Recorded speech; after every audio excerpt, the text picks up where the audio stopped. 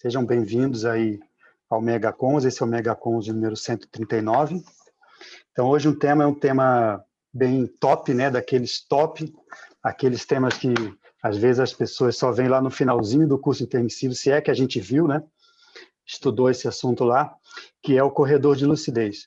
Esse tema do corredor de lucidez, ele junta as sincronicidades e as parassincronicidades, uma interpretação disso, que já é um assunto complexo, sincronicidade para sincronicidade, apesar da gente, às vezes, identificar uma ou outra na vida, mas se a gente for estudar a estrutura das sincronicidades, é um assunto bem complexo. Então, o corredor de lucidez é uma interpretação profunda sobre um assunto complexo. Então, é uma coisa interessante da gente estudar, né? E a gente vê que isso aí acontece, às vezes, com a gente, no sentido da gente ter extrapolações de mini corredores de lucidez, dependendo do que você está fazendo. Então, eu queria ver com vocês, deixa eu só ver, estamos gravando, estamos. Eu coloquei ali uma compilação, né, para a gente poder estudar, que é basicamente uma introdução. Essa introdução eu só gostaria de lembrar que quem escreveu fui eu, né? Então, assim, não são palavras do Valdo, são palavras minhas. E depois tem uma compilação com algumas pensatas do léxico de ortopensatas sobre o tema. Esse assunto do corredor de lucidez, ele foi tratado pelo professor Valdo somente no final, ali das mini-tertúlias. Então, tem pouco material escrito sobre isso. Tem um verbete da professora Marlene, bem interessante, sobre o assunto também, e tem somente 3 pensatas sobre corredor de lucidez. Porém, o corredor de lucidez ele é totalmente baseado no estudo das sincronicidades e das parassincronicidades. Então, para a gente entender o que é o corredor de lucidez, a gente tem que entender também esse assunto das sincronicidades, e por isso eu coloquei uma base de pensatas sobre essa temática das sincronicidades e das parassincronicidades, né? Aqui no final, para a gente poder estudar. Tá? Então, eu vou lembrar para quem está de primeira vez aí, que esse debate do MegaCons, ele é um debate aqui aberto, né, para todos. A gente está conversando e estudando, na verdade, juntos, alguns assuntos que são assuntos mais elaborados, o que não quer dizer que MegaCons seja aqueles assuntos mais avançados da Conscienciologia. MegaCons é quando você aplica uma abordagem mais avançada sobre os assuntos da Conscienciologia, qualquer um. Você pode fazer uma abordagem de MegaCons em cima, por exemplo, do estado vibracional. Você pode pegar e estudar isso de um jeito mais aprofundado. O MegaCons é aquele nível de lucidez maior que a gente apresenta, aquele percentual de lucidez acima lá dos 75%, 80% do que você tinha quando era Consciex. Então, se a gente consegue recuperar esse nível de lucidez próximo ao estado que a gente manifestava quando era Consciex, quando estava no auge de lucidez do curso intermissivo, isso é recuperação dos MegaCons. Então, a nossa ideia aqui é a gente tentar abordar os assuntos da Conscienciologia utilizando essa lucidez maior dos MegaCons. Tá? Vou lembrar aqui que o nosso debate é horizontal, né? Então todos podem ficar à vontade para perguntar qualquer coisa, não tem pergunta boba, não tem pergunta, né, que não seja inteligente, todas são, porque a gente está estudando junto. Ok? Quem não quiser falar, pode passar as perguntas no chat, escritas, né? Porque tem muita gente, às vezes fica difícil todo mundo participar. E hoje a gente tem de equipe, gente, me ajuda a lembrar aí, eu vou ver aqui a Bárbara, o Lindolfo, a Luziânia, a Luimara, o Alex, né? E não sei se eu estou vendo mais alguém. Aliás, aproveitando, passando o olho, estou vendo muitos amigos aqui na sala, então sejam muito bem-vindos, é um prazer enorme ver vocês aqui, inclusive vários professores muito veteranos, então fiquem à vontade para falar sobre o corredor de lucidez, tá? Eu vou começar explicando só para a gente já ter uma base comum, né? Que história é essa de corredor de lucidez? Primeiro, a sincronicidade, né? A gente entende a sincronicidade como uma ocorrência simultânea de fatos que tem alguma relação entre si, ou seja, eles têm a ver um fato com o outro, mas a gente não enxerga e não percebe nenhuma relação causal entre eles. A gente não consegue ver que uma coisa causou a outra. Então, são fatos que ocorrem aparentemente de forma simultânea. Isso a gente chama de sincronicidade, né? Muito desse material foi exposto no curso sobre sincronicidade da consecutivos, né, que a gente falou. Eu falei sobre corredor heurístico lá na época e a gente discutiu bastante, vários professores, sobre o que é a sincronicidade. Quando essas sincronicidades envolvem não somente os fenômenos físicos, os eventos físicos, mas também os eventos multidimensionais, então a gente chama isso de parassincronicidade, que aí já é uma coisa, um passo acima da sincronicidade, porque você tem que ter o parapsiquismo mais desenvolvido para poder perceber, identificar e interpretar essas parassincronicidades, muitas das quais não são de base fenomênica mais densa, por exemplo, de ectoplasmia, mas são parassincronicidades de base mental somática. Então, muito bem, você pode ter uma sincronicidade, isso é uma coisa. Você pode ter várias sincronicidades, mas cada uma sobre o que você está fazendo no momento, né? Ou seja, um conjunto de sincronicidades, isso é outra coisa.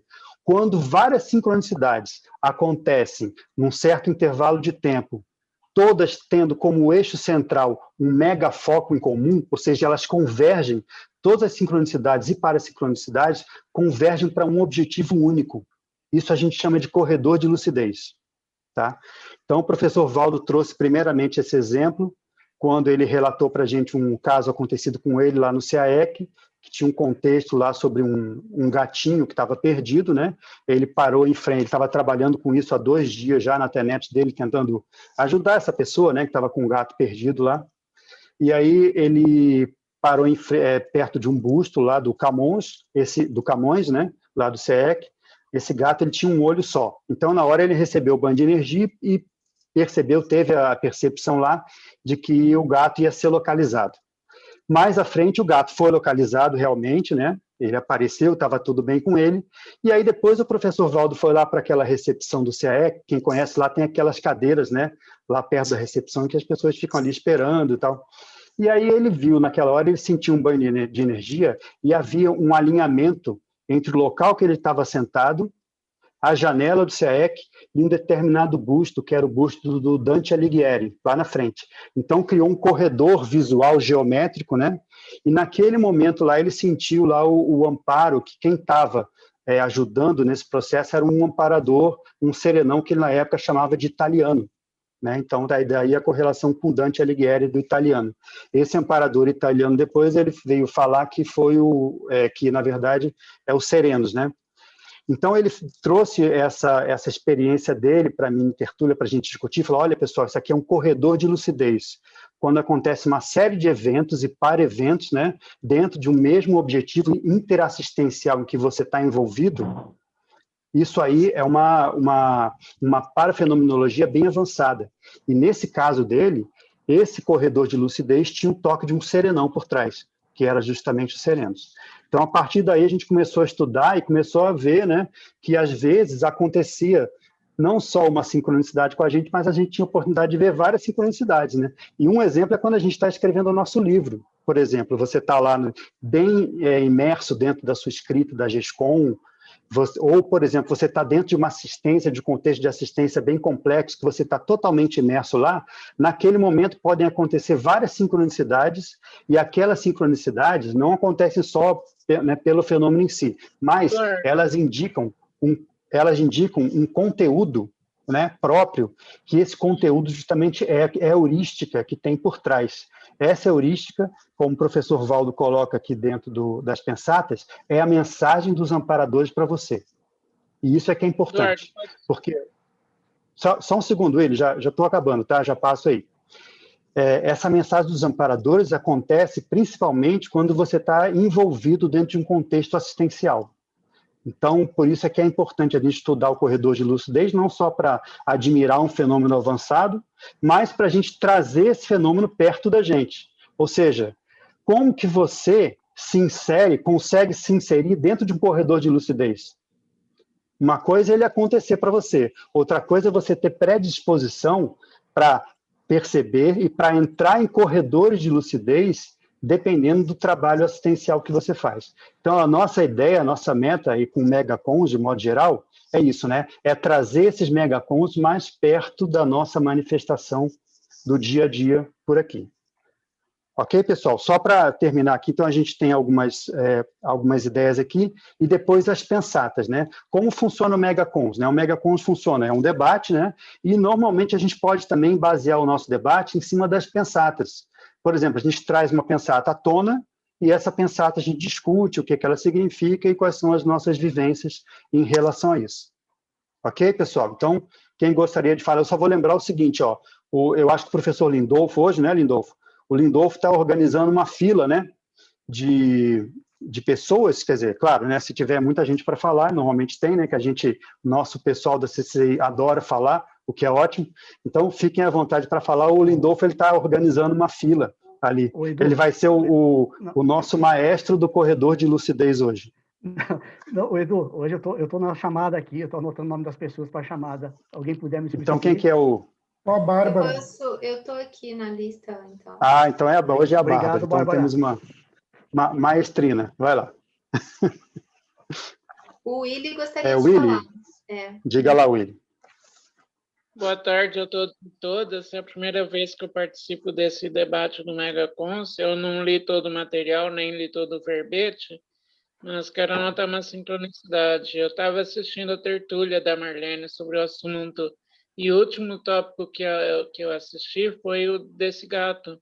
Na verdade, não foi o busto do Dante Alighieri, foi do Camões. A pessoa foi a Flávia Ruggic, está registrado na tertúlia, tá? E o Valdo foi se projetar, ele foi na hora que ela pediu, ele estava mesmo sentado e enxergou o busto do Camões, que tinha um olho cego, que tinha um olho só, né? E ele percebeu a relação com o gato e já foi para o quarto dele se projetar. Aí ele viu o gato num lugar perto do condomínio, ele exteriorizou energia com ectoplasmia, tirou o gato do arame que estava lá, e o gato foi encaminhado para frente da casa de uma voluntária que achou o gato e devolveu depois. Mais detalhes estão na tertúlia. E eu queria comentar uma foram dois eventos, Willis. Willy. Para clarear, isso. né, Eduardo? Foram dois eventos. Foram 2 eventos. Agora, interessante, eu não sei por que esse segundo evento não está lá no verbete, eu até li o verbete, né? E esse segundo evento, inclusive, ele é mais importante até que o primeiro. E esse relato, eu conversei na época que a gente fez o curso, viu, Willy, sobre sincronicidade. Lá eu conversei com o Pedro estava com o Valdo nesse momento. Inclusive, ele estava sentado com o Valdo na recepção quando aconteceu o corredor de lucidez dos Serenos. E ele tirou foto, inclusive, ele ficou de me mandar foto lá, que ele tinha tirado desse momento. Então, tem mais coisas, né, sobre esse, vamos dizer assim, esse contexto do corredor de lucidez. E é interessante, né, porque o corredor é sempre uma coisa mais complexa. E você vê, a gente sempre observa um pedaço da realidade, né? Se você for ver, tem sempre mais coisa. Só mais 2 comentários. Será que tem uma associação de ideias com a técnica de mais um ano de vida, que eu fiz em grupo, né? Até não pude participar do último Megacons, que estava no último módulo, e eu percebi uma convergência nesses últimos 12 meses para o projeto que eu escolhi nesse experimento grupal da técnica que foi o autocuidado somático, e começou a aparecer para mim vários reencontros de destino de pessoas que me ajudaram, que foram meus amparadores intrafísicos, para ajudar nesse autocuidado somático. E acho que esse experimento grupal ajuda bem. E tem outra coisa que eu não lembro agora, eu vou dar a vez para outras pessoas, depois eu entro na fila, tá? Ok, muito bom, Willy. Obrigado aí pelo seu comentário. Diga. Tem uma autopensata que está sobre sincronicidade anona, que eu gostaria que talvez a gente pudesse debater um pouquinho. Diz o seguinte: o primo pensene e a energia imanente podem ser inseridos na sinonímia da sincronicidade. E aí, pessoal, o que vocês acham? Quem gostaria de comentar? Eu adorei a cara das pessoas. Sim. Eu só quero acrescentar, então, que eu estava vendo essas pensatas, eu anotei essa também para falar. Eu achei que ela ia aparecer mais para frente, mas de cara você já colocou, né, Bárbara? De cara. Assim, Vamos começando. A 8 também, né, que fala algo nessa direção, que fala O primo pensene é sincronicificante, enfim, sincronicificante. E a 45, que eu também acho que está nessa direção aí, que é: a sincronicidade é promovida, antes de tudo, pela própria vida. Os amparadores extrafísicos nem sempre têm a intenção de provocar a sincronicidade dos fatos e parafatos. Contudo, a interassistencialidade em si acaba por desencadeá-las e são percebidas pela consciência quando mais lúcida. É só para completar que essas pensadas eu achei que tem relação com isso que você falou, Bárbara, e dizer que eu também fiquei aqui encucado com... Essa conexão... Agora, pode falar, Eduardo. Não, que eu estou lembrando até dessas discussões com o professor Valdo, viu, Renê? E ele falava uma coisa que eu fiquei pensando bastante. Ele falava assim, às vezes, até os amparadores não percebem as sincronicidades. Eles estão percebendo junto com você. A paracenografia se monta de uma tal forma que eles também estão ali observando junto com você. E é claro que a função deles é te dar um toque. Olha, observa, né? Isso acontece muito com o negócio do número, né? Às vezes não é um amparador que ele forjou aquele número, que ele criou aquela sincronicidade, mas ele está lá, olha, Renê, presta atenção, olha só o que aconteceu. Então, assim, isso aí aumenta a nossa lucidez, né? Essa questão do primo pensene, na minha interpretação, gente, queria, né, que todo mundo falasse assim, mas eu acho que essa interconexão total entre os fatos e parafatos, ela está na origem do próprio cosmos, né? Do próprio universo como um todo, né? O universo, quando eu falo, é um universo multidimensional. Então, é como se fosse assim, tem uma semente e tem os vários galhos da árvore. Se você vai lá e balança o tronco, todos os galhos balançam junto, né? Essa é a ideia da omnissincronicidade, ou seja, está tudo no fundo, na base, na origem, está interconectado. E tem duas coisas que estão na base de todos os fenômenos que a gente observa. Uma é essa que a gente chama de primo pensene, né, que é um nome para uma coisa que a gente não entende, e a outra é a energia imanente. Quando o Renê falou da 45, eu fiz essa conexão também, porque 45 dá essa ideia, né, de que tem uma conexão ali que é multidimensional, que é cósmica, que ela ocorre, e a gente pesca ou não, né? Os efeitos dessa conexão. E aí, nesse sentido, faz mais sentido. Nesse sentido, faz mais sentido. Eu estava pensando exatamente nisso. Ó. A pensata 56 fala exatamente essa questão, né, de tudo, dessa conexão entre tudo que existe, né? Ó, analisando as sincronicidades, é que a pessoa pode detectar que tudo que existe no cosmos converge entre si e está ligado por laços, em geral, sutilíssimos, né? Que é essa questão, né? Para a gente ter olhos de ver, para isso precisa estar inserido nesse fluxo, né? De assistência do próprio, enfim, do próprio cosmos, né?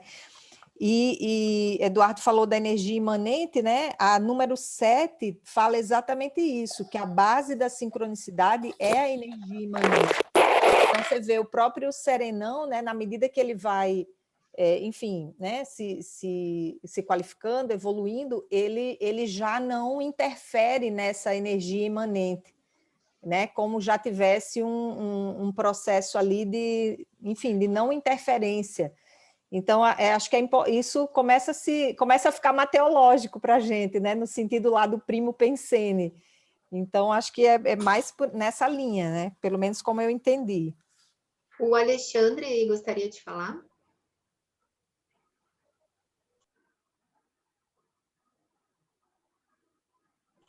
O áudio está desligado. Eu ia falar o áudio está desligado, o meu áudio é desligado. Eu estava procurando o mouse aqui.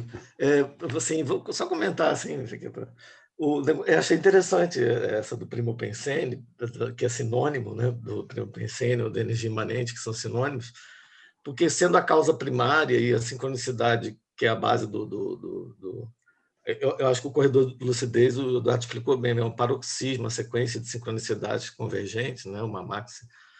E tudo tem a ver com causalidade, embora a gente não veja e as concausas, né? Tudo que converge faz parte da natureza da causa primária, que seria o primo pensene. Então, se a causa primária é baseada na própria natureza da causa primária, que são as relações de afinidade, acho que deve influenciar muito, né? E por isso que ele diz que é um sinônimo, né? Que tudo isso, essas sincronicidades ocorrem por essa relação causal primária, né? Eu acho que faz sentido, né? Agora, é engraçado ele falar que é sinônimo, porque quando a gente vê os sinônimos, esporte, geralmente no final da sinonimologia, a gente sai dos sinônimos e vai para as aproximações simples, né? E são coisas bem próximas, mas que ajudam a gente a entender e até fortalecer o nosso neuroléxico para poder entender melhor a sincronicidade. E, nesse caso, está me vindo na cabeça que essa aproximação não é simples, é complexa. A aproximação simples é complexa. E, por final, uma coisa que o Edu falou dos amparadores, eu me lembro que o Valdo gostava muito de falar assim, olha, que não dava para tirar os amparadores dessa composição que a gente chama de sincronicidade ou parasincronicidade. Eu acho que é sempre parasincronicidade, porque sempre tem, embora a sua detecção, às vezes, a identificação seja física, sempre tem alguma coisa multidimensional envolvida. Então, para mim, é mais ou menos sinônimo, sincronicidade. Eu vejo assim, parasincronicidade, mas que os amparadores, às vezes, tomam carona nas próprias leis, que eles não entendem sempre, mas aquilo ajuda eles a ajudar a gente também, né? Então, é um composto. E a gente sempre perguntava, mas sincronicidade é só o universo conspirando, as leis multidimensionais ou interdimensionais? Eu vou falar, não, você tem que botar os amparadores no meio disso também, que aí é isso que eu queria comentar, assim, foi só isso. Douglas? Ou você quer comentar, Eduardo, antes? Não, foi perfeito. Perfeito comentário, isso aí. Eu gostaria de comentar, porque eu também fiquei com esse mesmo questionamento quando eu li sobre a possibilidade de ter uma sincronicidade sem ter um aspecto da extrafisicalidade influindo. Então, a hora que o Dung falou, eu também fiquei nesse questionamento. E aí a gente tem na 39... que ela fala que a sincronicidade torna-se parafenomênica ao envolver a interdimensionalidade. E foi justamente quando eu li, eu falei assim, ok, como é que ela vai ser uma sincronicidade só no intrafísico? E aí a gente foi aí que eu queria, né? Eu fui lá na 6, e aí aonde o professor Valdo traz que a sincronicidade seria uma interação fatuística. Já a parasincronicidade seria uma interação parafatuística. Então, a minha dúvida, né, ficou nesse sentido, que será que a gente pode considerar os fatos do intrafísico sem essa interveniência multidimensional? Não quer dizer que tem uma interveniência de consciência, não é esse o ponto, mas sem essa condição do todo, né? do fluxo e das questões interdimensionais. Eu fiquei realmente com essa dúvida e gostaria de compartilhar. Nesse sentido, não seria talvez o que predomina?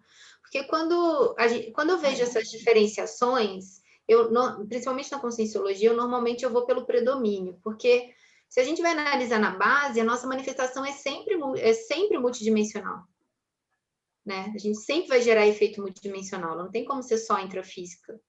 Então, por isso que eu tendo para o que predomina. Eu, normalmente, quando a gente fala esse tipo de diferenciação, eu vou para o que predomina. Mas eu não sei se foi a ideia. Alguém mais? Nesse sentido também, eu fico pensando, será que tem jeito de alguma coisa ser só intrafísica? Talvez intrafísico é só o que eu consigo perceber, né? Então, quando eu dei essa pensada, Limada, eu fiquei pensando que a sincronicidade ela se torna-se uma parasincronicidade quando eu percebo o processo multidimensional, mas não que o processo multidimensional nem sempre estivesse ali, né? Então, talvez sempre esteve. Eu concordo. Eu acho que é uma taxologia mais da identificação do que das causas da ocorrência em si. Eu vejo dessa forma também. Faz sentido, porque tem agora eu não vou lembrar o número, fala da relação da sincronicidade como uma língua, né? Como você aprender uma língua na identificação da sincronicidade, que tem um pouco de relação da identificação também, né? Então, assim, se eu aprendo essa linguagem, eu consigo identificar, né, outros aspectos relacionados a isso. Por isso tem outra coisa, Bárbara, que ele fala em alguns lugares, aí, por exemplo, a pessoa mais casca grossa, que talvez não tenha tanto fenômeno parapsíquico, acaba conseguindo, pelas próprias evidências físicas, perceber uma sincronicidade ocorrendo.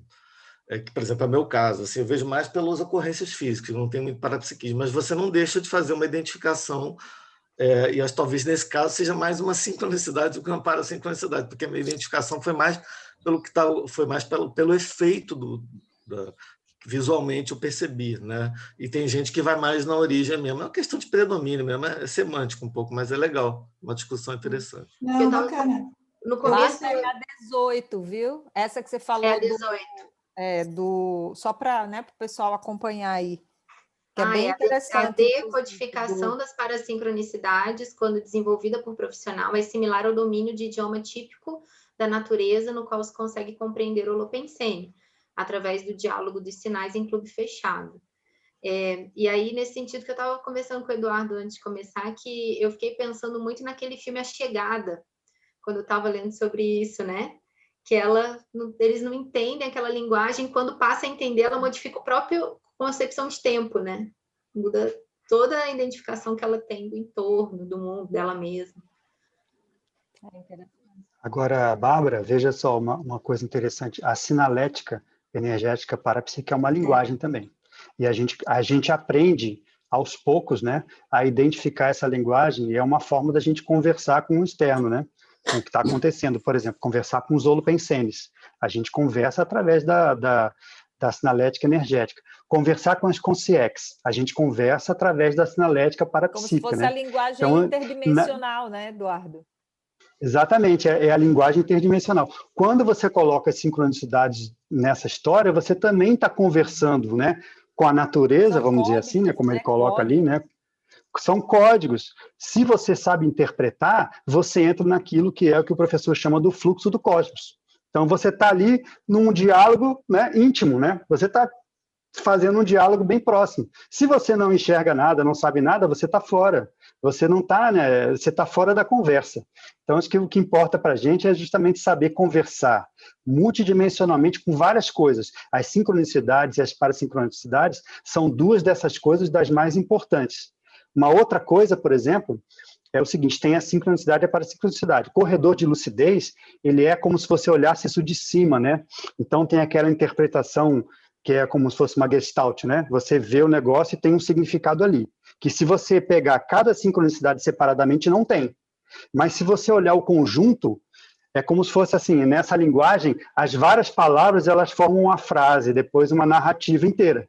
Se você sabe interpretar isso, aí você está conseguindo pegar bem esse negócio do corredor de lucidez. Eduardo, assim, pensando dentro do que você falou, assim, não sei se eu estou entrando agora. Não, você quer entrar, desse você também está na comentário. lista. Não, mas é o Douglas, depois o Elmar, né? Desse comentário, pode dentro falar. do comentário. É assim, é porque você falou essa coisa da linguagem, me chama muita atenção. Assim, você interpretar a linguagem que a sincronicidade está te mostrando, né? Mas aí, isso é bem legal pensar nisso.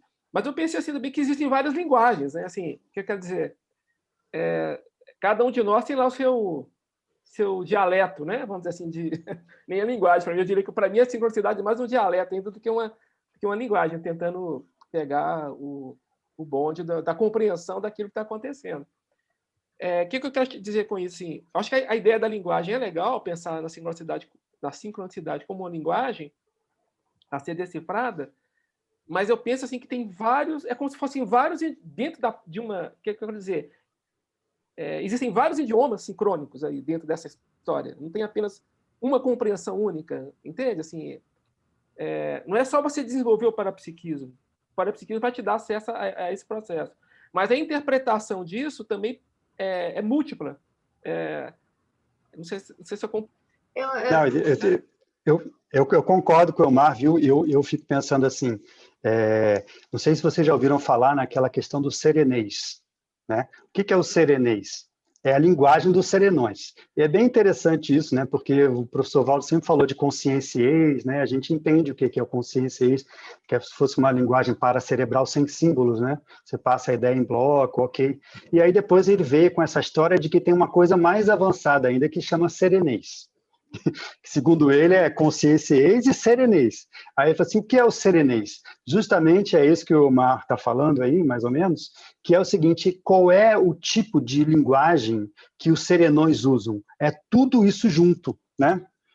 É tudo isso junto, é energética, é parapsíquica, é física, é biológica, é o conscienciês em si, que é a paratelepatia, são as parassincronicidades, ou seja, quando você mistura isso tudo e usa tudo no sentido de você se manifestar melhor, isso chama serenês, que seria essa linguagem que os serenões, que os serenões, né, usam entre eles, segundo aí o professor Isso faz Valdo. total sentido se a gente ir pelo viés do que eu estava comentando mais cedo, da diversidade. Se a gente pensa no viés da diversidade, o serenão, ele seria, a princípio, capaz de se comunicar de forma efetiva com qualquer consciência. É o maior poliglota Exato. que tem, né? É o parapoliglota. Douglas? São dois comentários. Eu achei bem interessante isso, que o relato que o Eduardo comentou do início, né? Eu não conhecia essa questão do corredor de lucidez, que estava o Pedro Fernandes, aí o gato ali e tal, aí estava pensando, interessante, né, que um fato aparentemente banal, um gato ser resgatado, envolve uma superintendência talvez de um serenão, mas provavelmente porque a gente não tem noção do que estava envolvido ali, né, como que aquilo ia ressonar nos outros, etc, né. E aí eu estava pensando o seguinte, na Pensata 12, deixa eu ver aqui, quando você evoca algo pode promover sincronicidades. Aí o que eu estava pensando é o seguinte, então seria possível alguma consciência, a partir de que nível ela promoveria então essa sincronicidade, sabe? E com qual intuito? Mas depois isso que você comentou, Eduardo, de corredor de lucidez seria você ver tudo por cima, isso ficou um pouco mais claro, né? Talvez não tenha alguma consciência superentendendo, seja várias consciências relacionadas que estão causando esses efeitos, né? Mas se tem alguém que está promovendo isso, né? Qual seria o intuito? Seria talvez aguçar a percepção de alguém, de algum assistido, de alguma consciência um nível um pouco mais abaixo, né? E estava pensando sobre isso, mas em conclusões. Isso, Douglas. A primeira parte que você falou, só queria comentar antes, que é o seguinte, você vê, às vezes, esses eventos podem parecer bobos, fúteis, né, do gato e tal, mas você vê como que isso serve de lição para a gente estudar.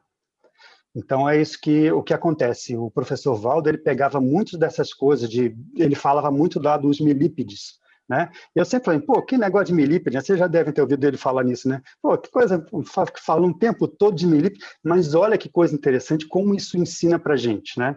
Então, é aquela coisa, a natureza ensina. Esses eventos bobos, às vezes, servem muito pra gente de base de estudo. E eu lembro que esse negócio do corredor de lucidez ficou muito tempo depois na mini tertúlia, a gente estudando e debatendo sobre isso. E se você pega um exemplo, né, Douglas, super avançado de Comunex evoluída, ninguém ia entender, ninguém ia poder. Se você pega uma coisa simples de um gato que sumiu, e o gato era caolho, e o busto era caolho, aí você já, didaticamente, é muito bom, né?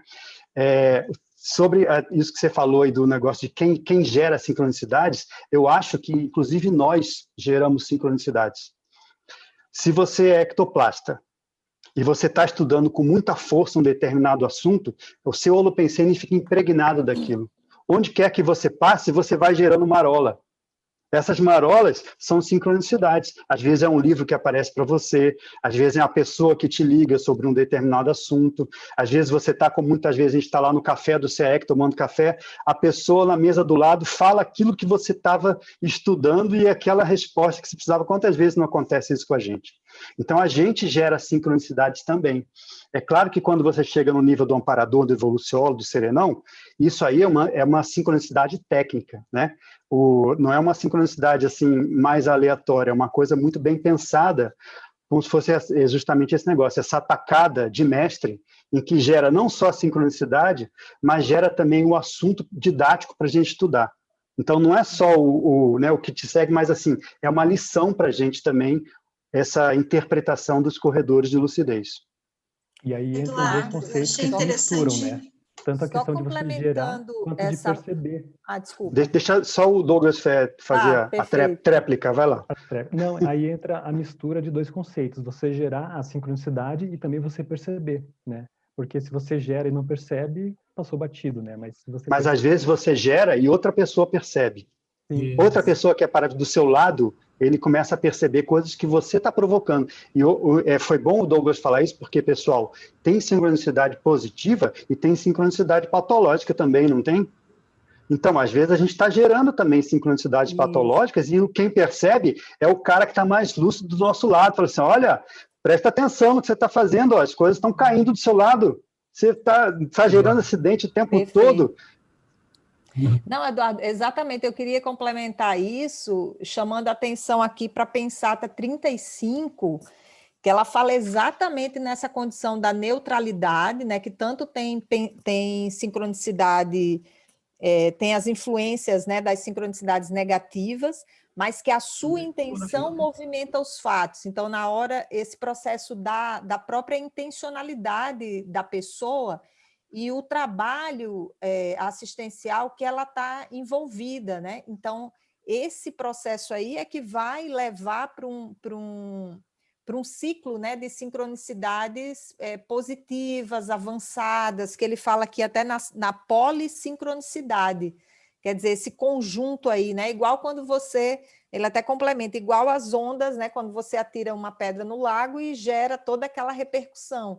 Então, para a gente ter essa noção, né, dessa força da intencionalidade, que é o processo da cosmoética, né? Colocar a cosmoética em tudo, né? E aí a gente pode começar a ficar mais percussiente, né? E ter essa parapercussiência para perceber essas nuances aí, né? O que está por trás ali, e começar a decodificar essa linguagem, tudo em função da qualificação e do aumento dessa interassistência, né? Que é esse motor aí evolutivo nosso, né? Agora você vê, o corredor de lucidez é sempre cosmoético. Por definição, são sincronicidades cosmoéticas interassistenciais e, pela própria definição, ele aumenta a lucidez de quem está lá dentro. Queria trazer mais um número, só para complementar, a Luziana trouxe também, o número 31. Então, assim, dentro do que a gente intencionaliza e o que mantém, né, continuamente de pensanidade, aí eu vi correlação. Então, 31, a sincronicidade lembra o caleidoscópio. Ao trabalhar com as próprias bioenergias, mais as consciências predispõem à expansão do espectro das sincronicidades. Então, me vem assim como você vai fazendo uma reverberação ao teu entorno, né? Você impacta e é impactado pelas interconexões. Então, eu vejo assim, né, nesse processo da sincronicidade, você é como se fosse aquela pedra que você joga, né, na água e vai fazendo aquelas ondas e isso vai conectando e vice-versa, né? As outras pessoas vão se conectando também. Círio, você gostaria de falar agora sobre esse assunto ou você quer entrar na lista? Eu queria falar um pouquinho sobre esse assunto, coisa rápida também. Pode falar. Tá? Posso falar?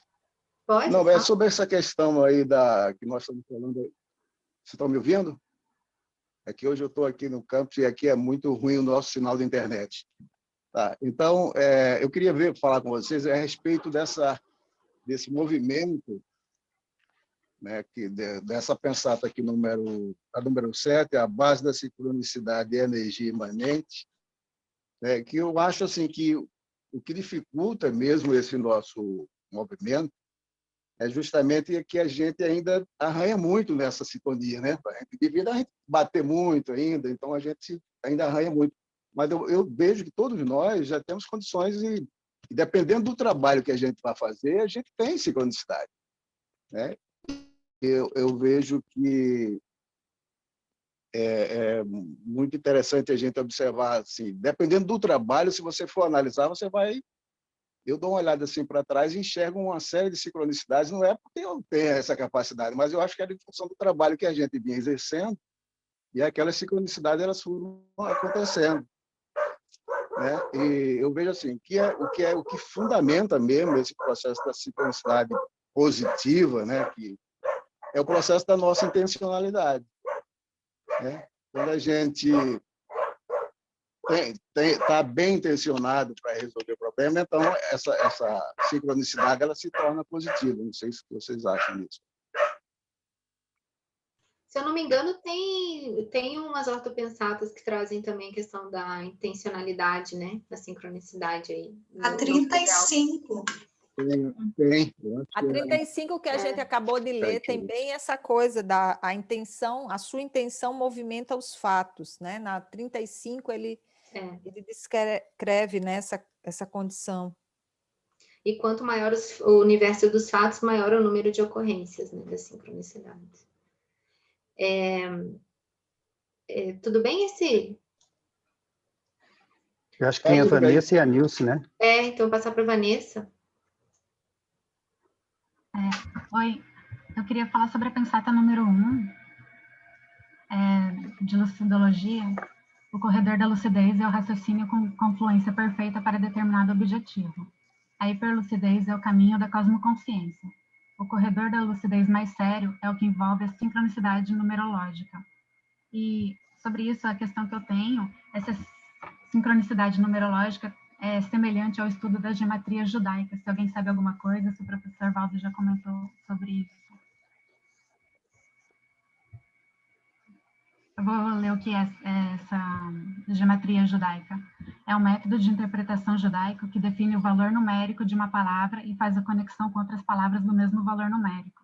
Este método provocou muito questionamento entre diferentes sábios judeus. Eles pegam essa sincronicidade e dão um valor e transformam numa mensagem, eles estudam isso. Será que essa sincronicidade teria relação? Acho que isso aí seria a numerologia da Kabbalah, não é isso? Eles estudam isso aí, né? Não sei. Atribuir um valor, assim, eu não entendo perfeitamente disso, mas o que eu posso te falar é o seguinte, Vanessa. Eu acho que toda sincronicidade, principalmente o corredor de lucidez, não deve ser analisado com um elemento só. Ele faz parte de um contexto. Então, uma coisa que a gente observa é o seguinte, todo mundo já deve ter observado isso aqui. Às vezes acontece uma sincronicidade com a gente que está bem dentro do que você estava estudando, do que você estava fazendo, do que você estava pensando, com a relação do que você estava, com as pessoas que você estava, e você vai e conta esse evento para outra pessoa e parece bobo. Não sei se alguém já percebeu. Quando você conta uma sincronicidade que aconteceu com você, aquilo às vezes parece bobo. Você, mas isso aí não tem nada a ver. Por quê? Porque a pessoa que você está contando não estava dentro do contexto com todas as outras variáveis que tinha. E você não consegue explicar para ela, né? Então tem a sinalética junto. A sincronicidade, ela não é só um evento que acontece. É o evento, é o momento, são as companhias, é a paralencologia, é o seu objetivo que você estava lá, né? É o seu parapsiquismo no momento. Então, tudo isso tem que entrar na sua interpretação. Eu penso assim, você definir uma letra para um número e fazer cálculos, isso aí, muita gente fez. O próprio Newton, né, o Isaac Newton, passou uma boa parte da vida dele tentando achar essa sincronicidade dentro do texto da Bíblia, fazendo cálculos e vendo qual era a... Quer dizer, isso aí demonstra, né, na minha humilde opinião, uma grande ignorância parapsíquica, porque a pessoa não está considerando a multidimensionalidade, está considerando somente a palavra. Isso é uma interpretação eletronômica das coisas. Ô, Eduardo, eu acho que uma boa forma da gente entender o corredor de lucidez é com a ideia do dia matemático. Perfeito, é isso aí. Explica aí, Bárbara, o que é dia matemático, já que você puxou. Eu sou de humanas, gente, então vamos lá. Dia matemático, pelo que eu entendo, é quando parece que há uma convergência multidimensional em que parece que tudo ocorre tudo encaixadinho, como se tudo estivesse ocorrendo de forma sincronia, né? Sincronia, exato. Que perfeito termo, né? Para não remeter à sincronicidade, mas assim, sincronia mesmo. Tudo ocorre de forma bem encaixada, bem desencadeada naquele dia. E o dia matemático seria a vivência diária do serenão, né? Então, o serenão, ele teria isso de uma forma rotineira. Mas explica melhor, tá? Porque eu... Não, mas é perfeita a sua explicação. O dia matemático é aquele dia que você está com o toque, né? O toque abençoado. Tudo que você faz está alinhado, tudo dá certo, as companhias aparecem, você, inclusive, fica mais lúcida, né? Isso é o dia matemático, a gente pode chamar de dia para matemática, melhor até esse nome, né? Você, na verdade, você está alinhado com o fluxo dos amparadores, e que seja, né? Depende do amparador, você pode estar alinhado com o fluxo do cosmos. Agora você pode ter momentos disso, né, Bárbara? São poucos segundos em que você está assim, você pode ficar 1 hora nesse alinhamento, você pode ter um dia matemático, uma semana matemática, o ano matemático e o serenão tem a vida matemática. Então, o corredor de lucidez, ele é mais ou menos uma extrapolação desse estado que você está colocando aí. Naquele momento, alinharam-se os planetas, né? Então, teve um alinhamento planetário. Só que logo depois, claro, né? Como você não é a sua gravidade, para a gravidade não é tão forte assim, eles desalinham, né? Agora, o serenão não, ele permanece alinhado. Eu acho que o Douglas pode falar melhor, mas tem um trecho no livro OFX que o Valdo fala que o ofexista não tem muitos problemas, né? Ele finge os ter para... Como é que era? Lembra disso? Lembro, só que eu não lembro o contexto exato, mas é bem isso, né? Ele finge para não passar a ideia que ele é muito superior, é justamente para aproximar, né? Mas tipo, seria um pouco isso, ele já vivencia algo próximo, não seria exatamente o dia matemático, mas seria algo mais próximo a isso, então as coisas desenvolvem de forma mais tranquila no sentido assim, do que ele dá conta, óbvio, né? Superior que a gente. Posso voltar? A Nilce fez uma pergunta. Você quer Bárbara, falar? Eu acho que a Vanessa queria completar. Eu não conheço a Cabala, né? Mas sobre a gematria, ela pega um número e traz uma ideia ou um grupo de holopensene ligado àquele número. Então, no meu ponto de vista, ela não é somente material e física, ela está ligada à espiritualidade também, porque traz todo o conceito do pensene. Por isso que eu trouxe para ver se tinha alguma relação, mas eu realmente não sei, só lembrei disso. Tá perfeito, Vanessa. Uhum. Agora, você vê, Vanessa, só, por exemplo, o número, ele pode ter uma conotação para mim e outra para você. Inclusive, podem ter conotações opostas, né? A gente fala muito no número 11, né? O número 11 é um número que tem um significado muito específico no caso do professor Valdo. Eu não sei se é para todo mundo assim. Às vezes pode ter uma conotação até negativa para você, porque é um número, né? Posso fazer um comentário? O que importa é o que está lá por trás. Diga lá, Elmar. Assim, eu até falando, depois eu falei que não era muito relevante, mas você falou do número 11. Uma situação de sincronicidade que eu vivenciei ano passado. Eu estava para tomar uma decisão, eu tinha que tomar uma decisão, e essa decisão não era tão simples assim, porque eu não vou entrar no case, assim. Mas aí, de repente, eu estava pensando nisso, né, de como tomar essa decisão. E aí, parei um pouquinho de pensar e liguei meu celular e entrei no Facebook. E aí, quando eu vi lá, sabe aquelas fotos que o Facebook te manda lá? Lembra da data de não sei o quê? Não tem aquelas lembranças de fotos que eles mandam? Ele me mandou uma foto no dia 11 de novembro, às 11 horas. Eu nem tinha percebido isso. 11 de novembro, às 11 horas, do dia 11, no mês de novembro, né? E aí, aquilo na hora eu nem passei batido, mas é uma foto que me dava uma resposta para o que eu queria. Assim, me dava uma direção, assim, energizava a decisão que eu queria tomar, entende? E não, só que na hora eu não tinha me dado conta desses números. Mas quando eu vi esses números, assim, dia 11 do dia, né, das 11 horas do dia 11 de novembro, eu não tive dúvida. Assim, eu não sei se eu fiz certo, mas assim, aquilo me pareceu, não sei se é também, até queria ver a opinião de vocês, mas aquilo me reforçou como se fosse uma sincronicidade, assim, sabe? Que aquela foto trazia um contexto, e aquele contexto reforçava uma ideia ali, né? Que era uma das que eu estava para decidir ali, né? Então, fica isso, né? Assim, só estou reforçando a questão do número aí. Talvez tenha até um pouco a ver com os números que a Vanessa falou da Cabala. Eu também não estudo Cabala, eu não sei como funciona muito bem isso. Mas tem a ver mais com a data e com os números. Mas, por exemplo, né, o Elmar, o 11 chama a atenção da gente. O 11 é um número que chama a atenção de todo mundo aqui, né? Não, às vezes não chamava antes, mas depois de você estudar e ver tanta tertúlia, começou a te chamar a atenção.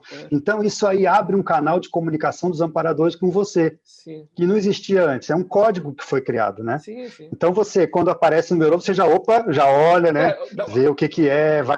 Outra coisa, Mar, você para, pensa, mexe com energia. Olha só que bacana, né? Sim. Então, é uma forma de comunicação.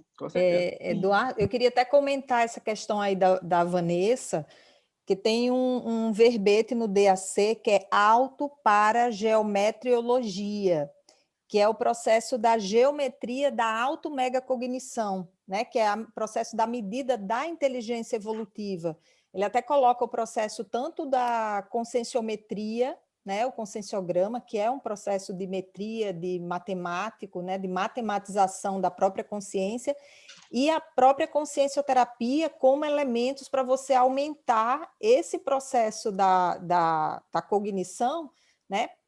Através desse processo geométrico. Então, acho que vale a pena também a gente não se prender à questão, porque aqui ele coloca essa questão numerológica, que eu entendi também esse processo matemático, que até a Bárbara comentou, e aí a gente aprofundar nessas realidades e para-realidades, né, do próprio micro-universo, que aí é que eu vejo que tem, assim, que aí a gente pode entrar em sintonia com esse fluxo do cosmos, né? Porque lembrando que o fluxo do cosmos ele é homeostático.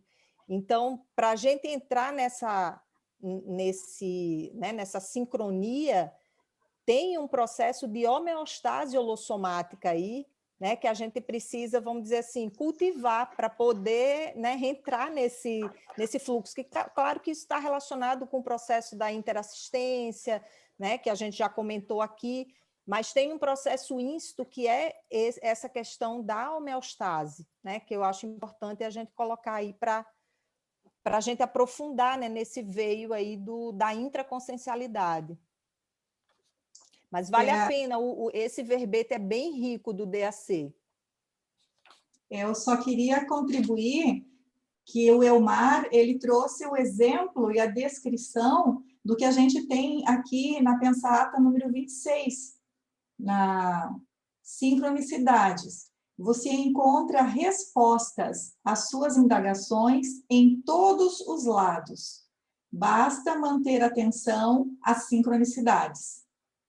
Aí eu achei que fechou, casou com o relato do Elmar, dessa sincronicidade que ele teve ao abrir o Face, e vem a imagem, e não só a imagem tem relação com algo, passou uma mensagem, mas também havia ali a sincronicidade numérica. Então, a gente vê aí nesse exemplo.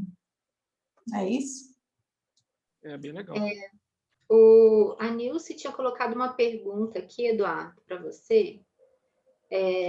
Primo pensene e energia imanente é o que tem de mais puro básico, daí a relação com o item 4 da taxologia na introdução.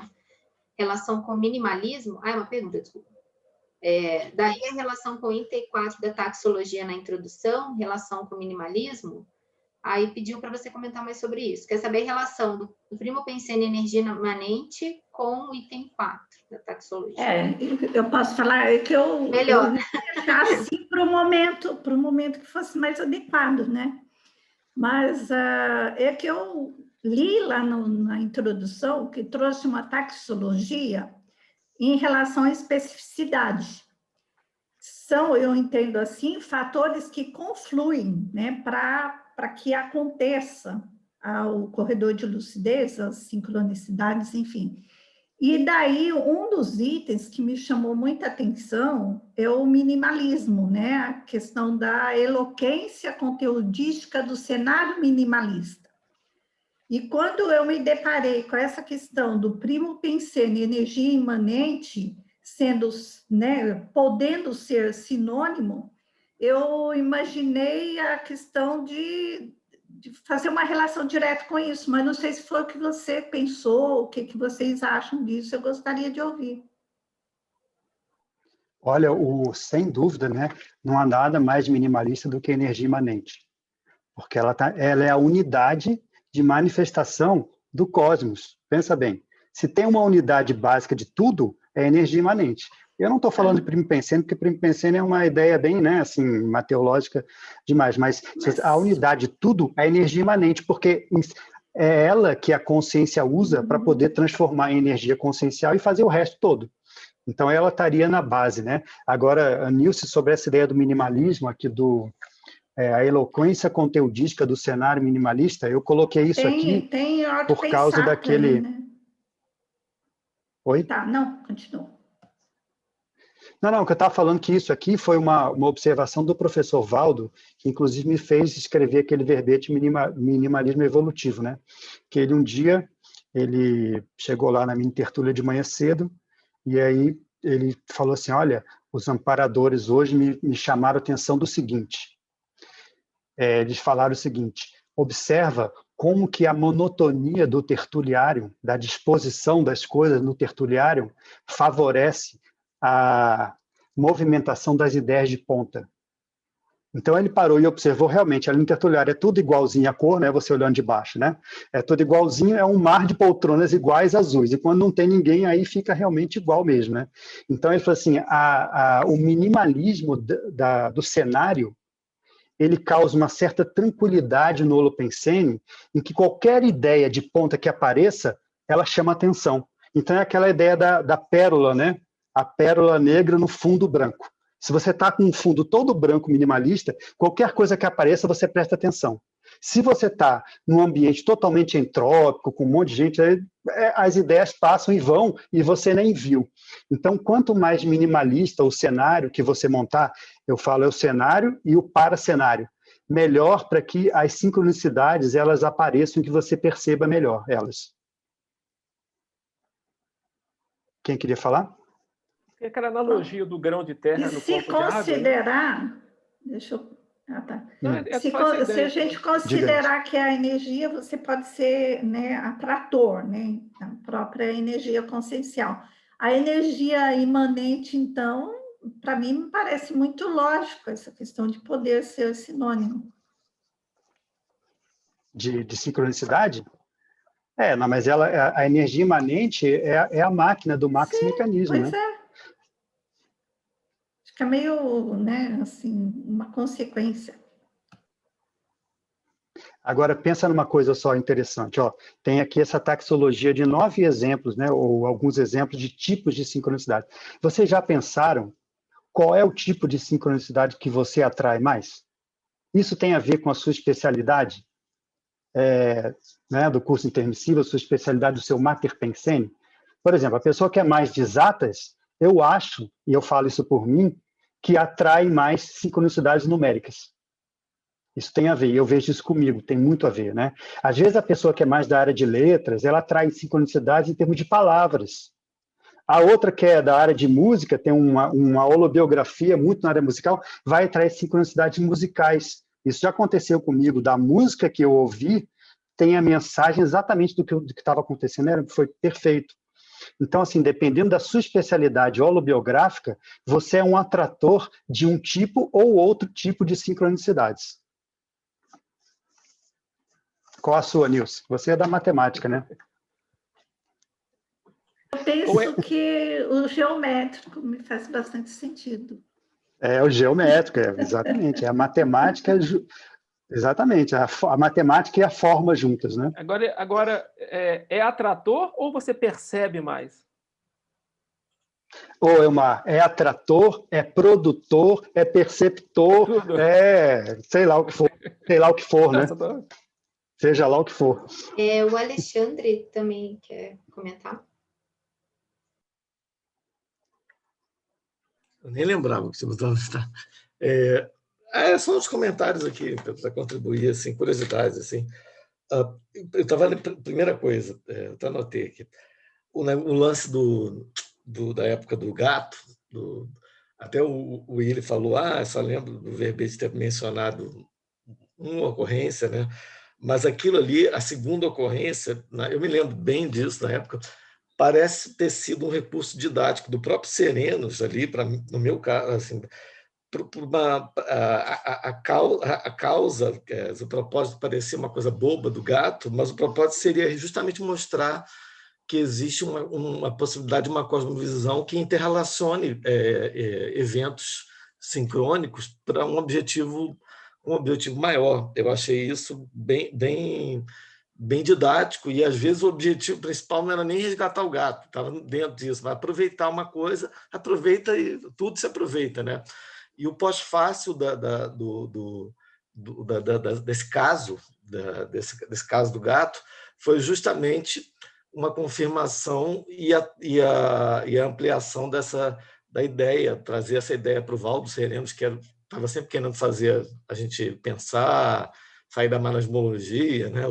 E trazer essa ideia, olha, isso aqui é uma sequência daquele mesmo caso e mostrar essa ideia do corredor de lucidez para o Valdo. Às vezes o objetivo é muito além do gato. Paradoxalmente parece uma coisa muito simplesinha, né? Achar um gato, mas aproveitou aquilo ali para trazer uma ideia muito boa, né? Essa foi a minha visão na época, assim. Outra coisa que eu estava pensando é a interferência dos amparadores, uma outra questão, na sincronicidade. Assim, óbvio que quando a gente pensa em sincronicidade, a gente pensa nas leis extrafísicas, né? E a gente pensa na lei da afinidade. E tanto pode ter sincronicidade positiva quanto negativa, porque a gente, dependendo do que a gente está pensando e emitindo, né? As nossas evocações podem afinizar com coisas homeostáticas ou negativas, né? Se a gente está no fluxo do cosmos, lá da energia imanente, vai para o positivo. Mas eu acho que tem uma coisa além disso, que é a participação dos amparadores, que além desse fluxo natural da tua afinidade positiva ou negativa, o amparador ele conhece um pouco da tua especialidade holobiográfica e o que você tem mais afinidade, onde ele tem mais entrada e para onde que a tua cognição tem mais entrada para as ideias, né? E até algumas coisas, por exemplo, o negócio do Valdo, que era 11, era o dele, mas passou a ser nosso também, a partir do momento que, de tanto ele falar aquilo, passou a ser semântica, a ter uma semântica forte para a gente.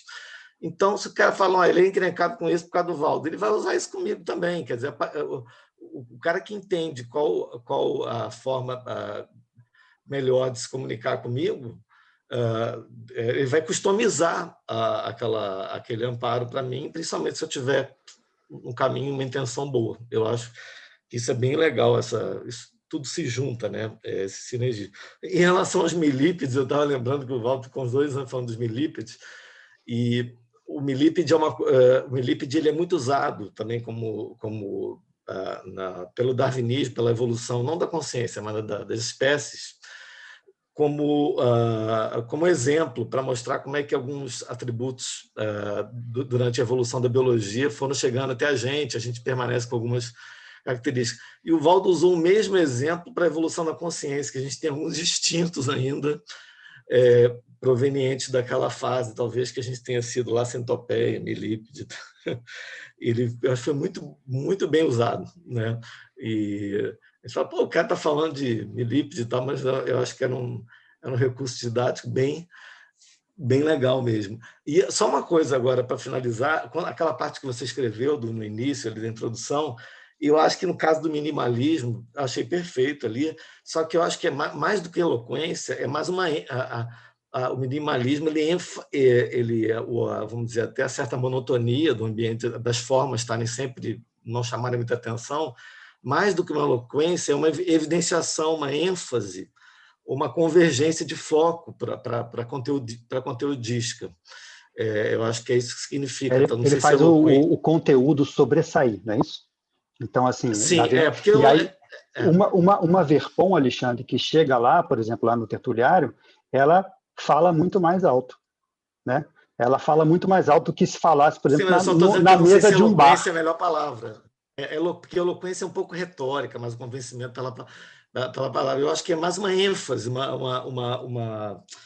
uma convergência de foco, assim, uma evidenciação do conteúdo, um privilégio do conteúdo em relação à forma. Eu acho que seria... Mas é só isso. Beleza. Tá.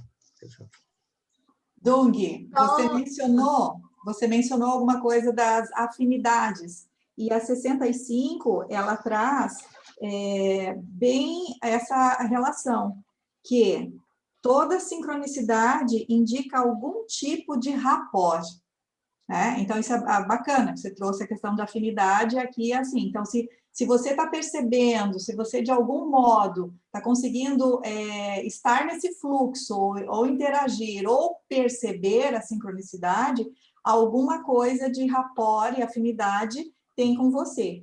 E aí, tanto que não é só positivo, né? Pode ser negativo se tiver exatamente. pensando mal, né? Não, exatamente, é a segunda frase aqui. O que importa, no caso, é a qualificação cosmoética desse rapport, para que a gente não esteja sendo o agente e atrator, a partir de evocações da autopensenidade, de sincronicidades patológicas, né?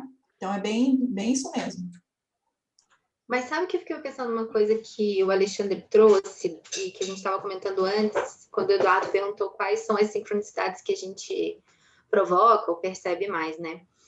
E aí, quando entra a ideia de corredor de lucidez, eu fico me questionando se essa especialidade, ela não é uma forma de desenvolvimento desta linguagem ou dessa forma de interpretar o cosmos por onde a gente tem mais entrada, mas o corredor de lucidez, ele já representa um domínio que foge da especialidade.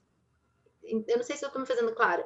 Ele seria algo mais amplo, uma interpretação que ele não é especialista, ele não vem de uma linha só. Eu acho que o Edu trouxe isso como um paroxismo é cosmovisiológico o negócio, né? A sincronicidade mais cosmoética, né? Não, é cosmoética, mas assim, o corredor de lucidez é claro, né? A gente fala, né, Bárbara, tem um mini corredor de lucidez, que é esse nosso, a gente fala que é o corredor de lucidez de pobre, né? Que é o que a gente é o que temos para o momento. Esse nosso ainda tem muito da nossa especialidade, porque tem muito do nosso holopensene. Quanto mais você chega perto da energia imanente, mais universalista você fica, né? Então, claro, eu acho que o corredor de lucidez do serenão é uma coisa completamente diferente daquilo que a gente experiencia. Esse corredor do serenão envolve múltiplas faces, é o poliedro da consciência, né? Quantas faces do poliedro você tem desenvolvida? Sei lá. Lê lá o número 61, 1 milhão. Eduardo. 1 milhão. O serenão tem 1 bilhão. Então, assim, é claro que o corredor de lucidez dele é muito mais complexo do que o nosso. Mas mesmo assim, o número eu 61, acho que sempre... Eduardo, está falando sobre isso. É o 61, mas eu acho que mesmo assim, ele gira sobre um tema, porque é o tema do momento, né? É aquela informação, a mensagem que é prioritária no momento. E essa mensagem, ela tem um terpensene específico, sim. Não, isso eu entendo, mas estou falando assim, não é uma especialidade é mais uma demanda, né? E não uma especialidade. Eu acho que no nosso caso... Que eu estou dizendo é aquilo que a gente se desenvolve mais, assim, Sim, aquela assim, linha que a gente vai seguindo se desenvolvendo mais. Perfeito, No nosso caso, eu acho que tem muito ainda do nosso ego. E esse nosso ego faz a nossa especialidade falar mais alto. O que é o 61? A acumulação de potencialidades evolutivas predispõe o incremento de sincronicidades na essência da consim. O ser sereno já consegue captar todas as mega parasincronicidades. Exatamente. Quanto maior a cosmovisão, maior vai ser o seu corredor, né? Pensa bem, a gente tem um corredorzinho. O serenão, ele tem uma avenida de lucidez.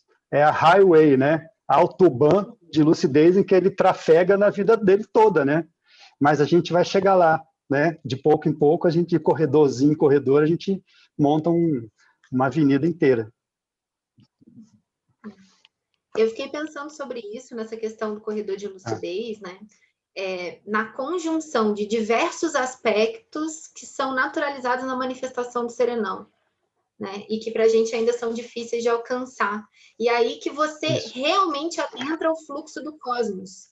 Porque me parece que quando a gente fala de sincronicidade nesse sentido, é quando a gente entra no fluxo do cosmos de verdade e está em harmonia com o fluxo do cosmos. E aí essa harmonia te faz, né, interagir melhor com o que está acontecendo. Talvez, Bárbara, por isso que a evolução tem a ver com desenvolvimento mental somático, né? Porque quando a gente vai vendo essas experiências de cosmoconsciência, uma das coisas que mais chama atenção é o que as pessoas percebem de estar tudo conectado, né? Então, quanto mais desenvolvimento mental somático, mais capacidade de perceber as conexões das coisas para poder atuar nesse fluxo do cosmos desse jeito mais inteiro, né? Mais lúcido, fazer parte de forma efetiva, né? Agora, tem um negócio, né? Se a sincronicidade é uma especialidade neutra, pode ser positiva ou negativa, o corredor de lucidez, que já é uma coisa muito mais para positivo, para homeostático, para avançado, né? para evoluciologia, Exato. isso já é uma vertente bem mais, acho que mais avançada, mais assistencial, tem essa diferença. Agora, tem uma coisa só, Bárbara, tem um verbete do Valdo bem interessante, são 2 verbetes que sempre me chamaram a atenção. Chama omnicatálise e omnicatálise serenológica, que é justamente você usar todos os seus atributos de uma forma sinérgica e confluente para um objetivo evolutivo, né? Então, a omnicatálise é a catálise que a gente faz. A omnicatálise serenológica é essa que o serenão faz, que ela não é só o nosso caso mais potencializado, eu acho que muda de qualidade, né? Aquela coisa que o serenão tem alguns traços e características que a gente nem imagina que existam, né? Que ele consegue usar essas características. Então, isso faz aí toda a confluência de todas as potencialidades dele para um objetivo evolutivo. Agora, pensa bem, quando a pessoa consegue fazer isso, o corredor de lucidez já não é mais extrapolação. Não. Ela já está nisso, já faz parte, é aquela coisa que a gente estava falando na semana passada, é uma segunda natureza para ele, a vivência do corredor de lucidez. E aí, nesse sentido, eu fico pensando, porque aí é a linha que eu estudo mesmo, que é da pacifismologia, a relação da característica principal do serenão, que é justamente, né, o serenismo, com isso, para você chegar a isso, para você vivenciar isso, né? Porque aí volta a questão da diversidade, a questão do fluxo do cosmos, você conseguir... Entra uma série de outros aspectos que estão relacionados ao desenvolvimento consciencial, da pacificação, da imperturbabilidade, né, do maxifraternismo, para você conseguir realmente adentrar esse fluxo e você vivenciar esse fluxo, né? No caso que o serenão ele já domina, mas aí pensando aqui os passos para trás, né, da onde a gente está para onde a gente quer chegar, me parece que esse também... É um aspecto, é um termo, um conceito que adentra aí no desenvolvimento para a gente um dia alcançar isso, que é o da pacificação íntima, da paciologia. Eu queria também chamar a atenção nessa condição aí que a gente está falando, né, do fluxo do cosmos, para a condição da mini peça lúcida, né, no max mecanismo, então que é o caminho, né, a gente vai, tanto que ele coloca aqui numa das pensatas que a gente até estudou na semana passada, que é a questão do teleguiamento, né, que, cadê, acho que está aqui que você não pode deixar de lado a pesquisa, está aqui na 59, né, que para se estudar as sincronicidades não se pode descartar as pesquisas do teleguiamento autocrítico. Que, claro, para ir chegando nisso, né, a gente vai entrando nesse processo da mini peça, né, de mini peça lúcida. Aí entra todo o processo da cosmoética, né, que a gente estava comentando, e, de fato, né, entrar nesse fluxo. Porque, às vezes, a gente fala, parece que fica uma coisa assim meio longe, né, enfim, da nossa condição. Mas acho que esse caminho, né, da mini peça, e claro que aí vão tendo aquelas gradações, né, cada processo, né, que você vai assumindo, às vezes você está num voluntariado, né, aquilo é um começo do princípio, né, você está fazendo a TENEPS, enfim, vai, né, galgando esses patamares de qualificação aí dentro dessa condição, né, da mini peça. Renê? Eu fiquei pensando aqui também, enquanto falava da história do gato, a história do gato, né, que é muito... É bom ouvir falar de gato, a gente gosta de gato, né? Estou vendo um punhado de gente com gato passando na frente, né? Gato no colo, a gente gosta de gato. Gato é bom. Eu fiquei pensando nessa nossa tentativa de interpretar, por exemplo, pode ser que o serenão fez isso porque ia gerar um aprendizado em cadeia. Pode ser, mas eu também fiquei pensando assim, e se não tivesse ninguém lá de espectador, será que ele também não faria a mesma coisa? Porque eu lembrei do relato do professor Valdo no Projeções da Consciência, da monja passando lá individualmente, energizando a turma, fazendo coisas pontuais, e da questão do serenão está mais próximo, da manifestação dele está mais próxima da energia imanente também, né? Que é super complexo e super simples ao mesmo tempo. Então, o que eu estou com a sensação, que eu não sei se eu vou conseguir falar, mas assim, a sensação que eu estou é que talvez também uma das grandes portas para a sincronicidade seja a simplicidade. E de conseguir enxergar na simplicidade essa conexão. Além, é claro, tá tudo bem de muita gente aprender, a gente aprender com um monte de coisa, às vezes está ali. O gato também é importante, tanto quanto qualquer outra coisa existente no universo, sabe? Então, essa coisa ficou me chamando a atenção aqui. Observa, né, Renê, que tem aquela questão da Bíblia, lá no livro Cristo Espera por Ti, em que vem uma serenona daquele porte da Bíblia, né, da monja, né, na verdade, e ela passa uma mensagem infantil com versos para o pai dela. Se você olhar de fora, é totalmente... isso aí é emoção, é emocional. Que coisa, né? Mas você vê, né? O problema não é o ato, é a nossa interpretação que é falha. A gente não viu a cosmovisão daquilo.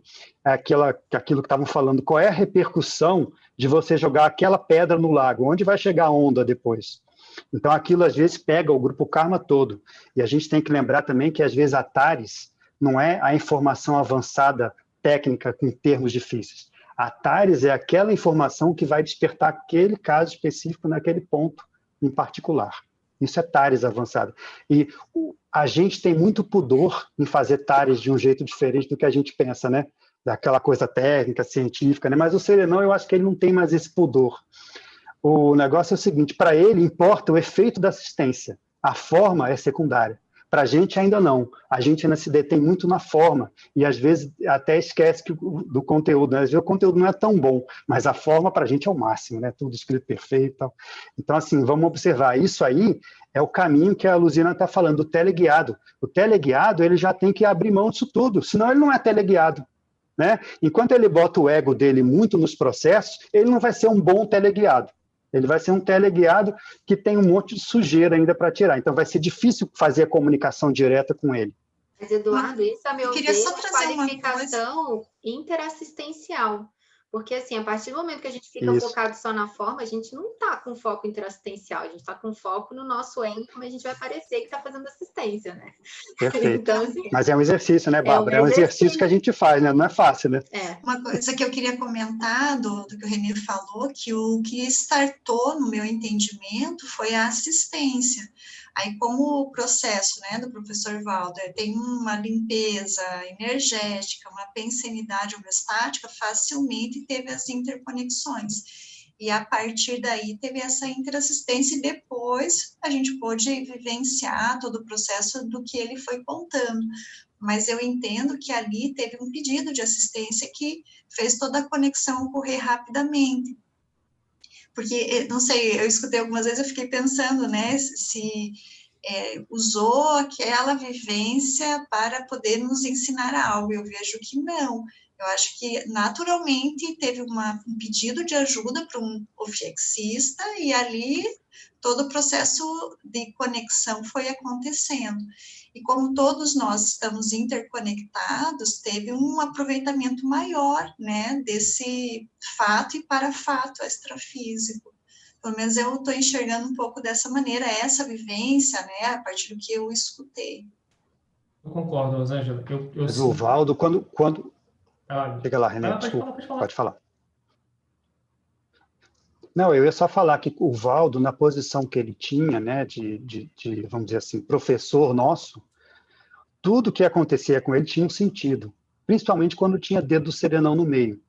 Então, assim, ele era usado não só para resolver as coisas e a fazer assistência, mas também como para repassar essas informações. Então, é claro que o serenão, quando faz algum evento assistencial, que seja de corredor de lucidez com ele, sabe que aquilo não vai ser só para ele, nem para o gato, nem para a pessoa que está envolvida. Aquilo vai ter uma repercussão muito maior do que isso aí, que às vezes é um exemplo vivo, né?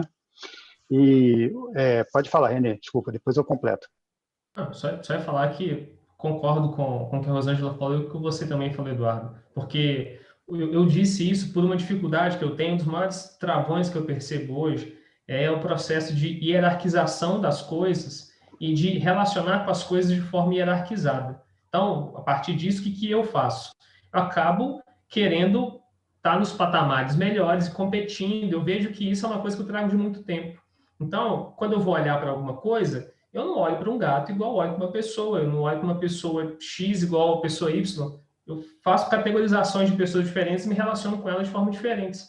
E aí, quando eu trouxe essa coisa do gato, eu tô querendo dizer que na minha cabeça, pode ser que uma assistência para um gato seja mais simples, mas será que para quem enxerga as coisas de forma conectada é mais simples? Eu não sei se é. Acho que é para mim que enxergo as coisas dessa forma hierarquizada. E aí eu acabo tendo uma visão mais limitada e não consigo me relacionar nem com a realidade, nem com as pessoas, nem comigo de forma mais ampla, de forma mais profunda. Então, isso me chamou a atenção. E esse é o esforço que eu tenho tentado fazer de deshierarquizar o olhar para olhar de forma mais simples para as coisas. Porque a hierarquia está no olhar, na natureza não tem muito isso, né? Está tudo conectado, tudo junto, não tem hierarquia na natureza, né? Se for ver, Renê, assim, só para trazer uma ideia, se a gente for analisar, o planeta Terra é um ser vivo, né? Então, tudo tem muito valor e é interessante, né? A gente usa o professor Valdo porque ele trouxe muito ensinamento para a gente. Então, ele falava até do respeito de não pisar na grama, porque né?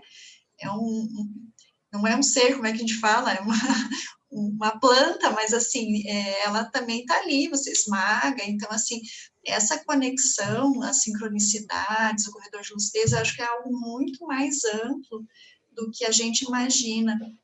E tem um seriado, não sei se tem ainda lá no Netflix, não sei se é Touch, uma coisa assim, que era do menininho que ele fazia todas umas conexões, interconexões do que acontecia de um lado do planeta, tinha a ver com o outro lado, com outras coisas que a gente, com uma visão pequena, não consegue fazer todas essas relações, né? Mas está tudo interconectado.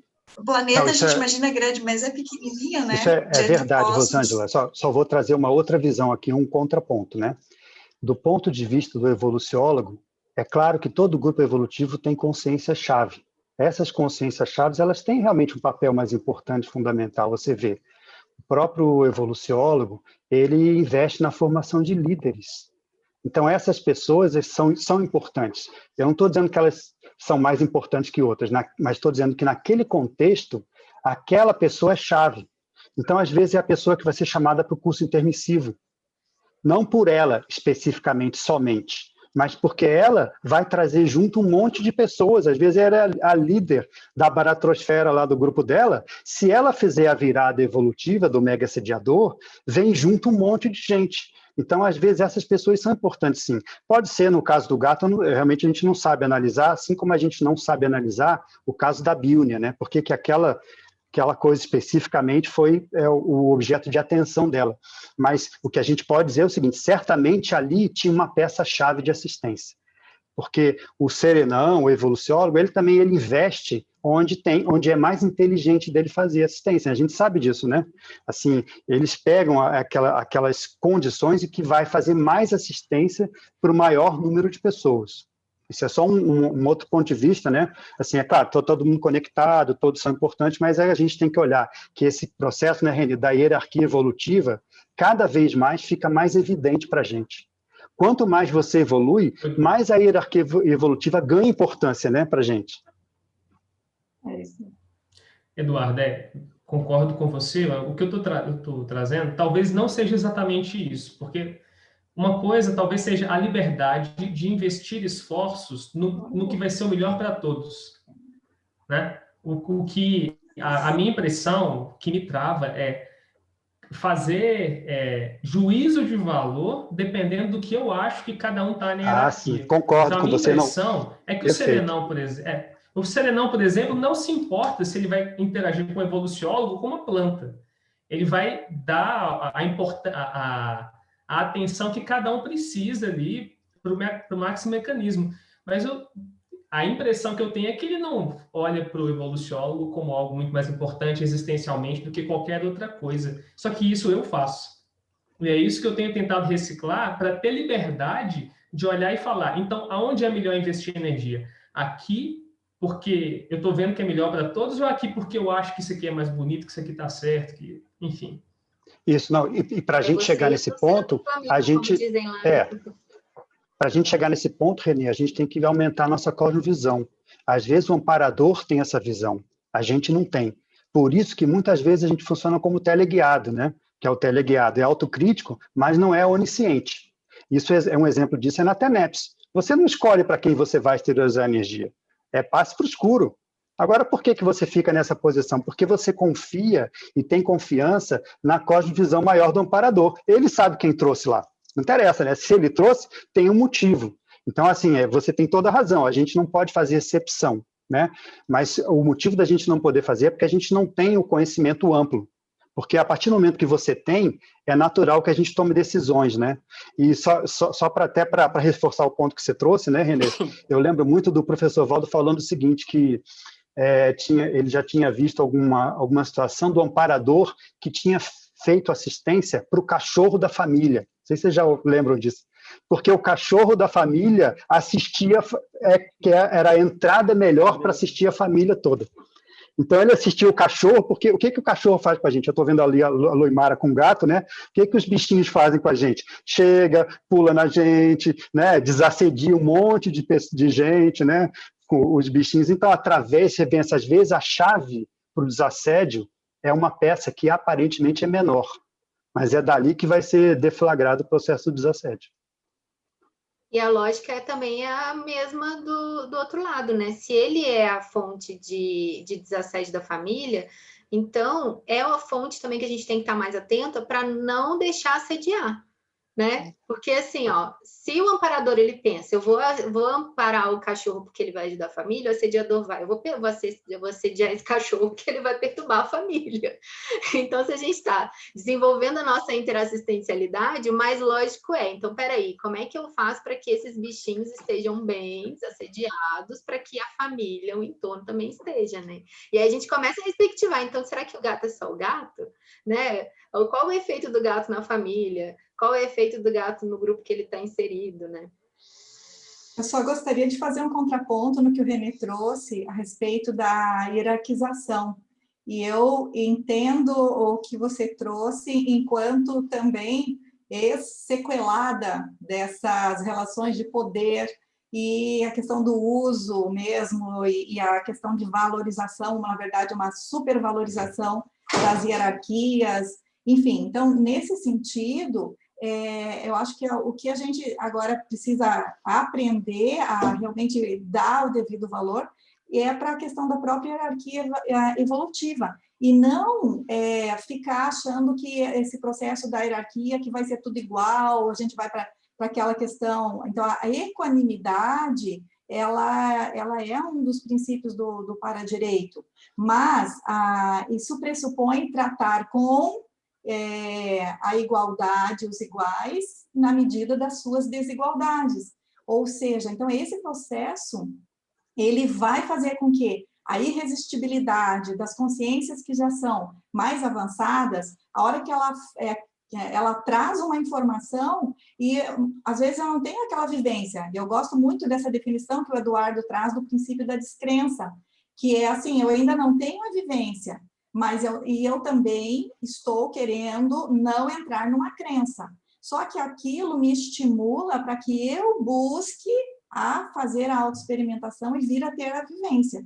Então, esse processo da hierarquia evolutiva, ele vai fazer com que a gente esteja agora debatendo esses temas avançados de megacons, porque a gente entende que nós temos modelos evolutivos, a exemplo de orientadores evolutivos, serenões e até CL, que eles já percorreram esses estágios. E aí, então, a gente está buscando fazer as sinapses, fazer download dos nossos megacons, buscando para-neossinapses, justamente para que a gente ascenda nesse processo da evolução e a própria escala evolutiva. Então, eu acho que eu entendo o que você trouxe, porque eu também já tive uma questão mesmo de brigar um pouco com essa questão do poder e hierarquia do que a gente vê do convencional. Queria contrapor aí. Uma coisinha que eu queria falar, assim, eu também, é diferente você usar a tua inteligência para você fazer o que é mais rentável para você e valorizar pessoas que têm um poder, mais status, do que um serenão usar a inteligência evolutiva para fazer o que é mais rentável para todos e aproveitar as situações. Isso acho que, mesmo que, sem negar também que a evolução existe a hierarquia, entendeu? E não fazer disso um problema e aproveitar. Só para contribuir com o René aí, ali naquela seção parapsiquismo, é porque essa é a única que não está numerada.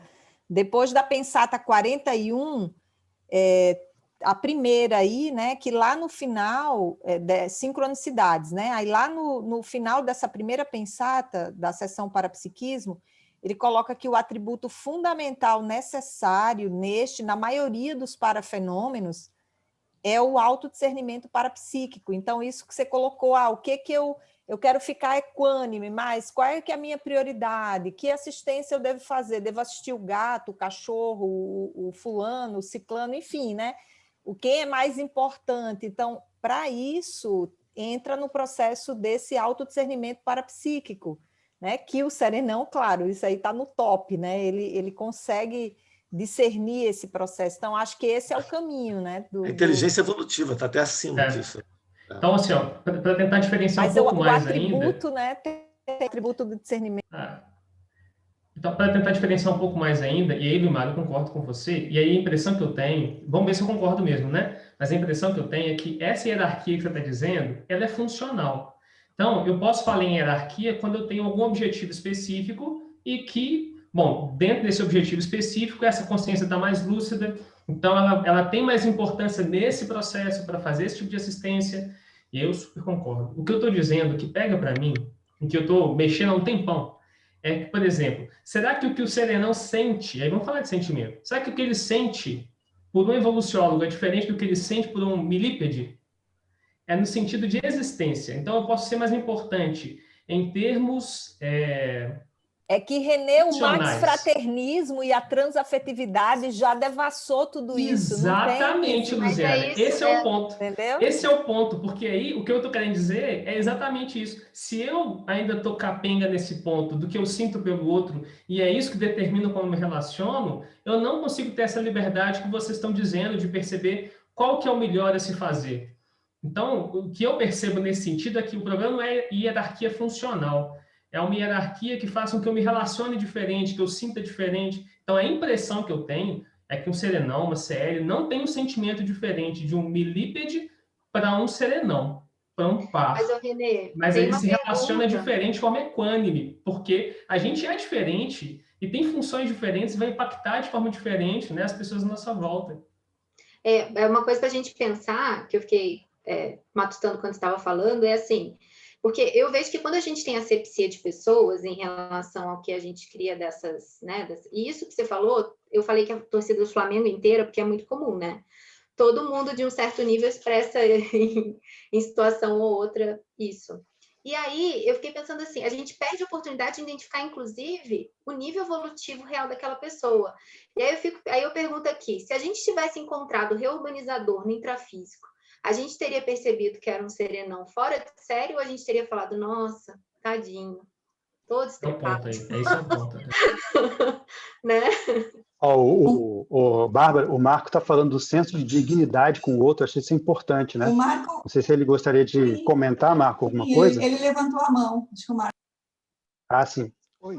Não, é só para contribuir com algumas ideias, assim. Eu acho que quando o que a gente percebe das consciências mais lúcidas é que, assim, existem pensenes diferentes se é um evoluciólogo, se é um milípede. Os pensenes são diferentes, até porque existe uma deferência pelo nível evolutivo e tudo mais. Agora, tem um negócio que é o senso de dignidade em relação ao outro.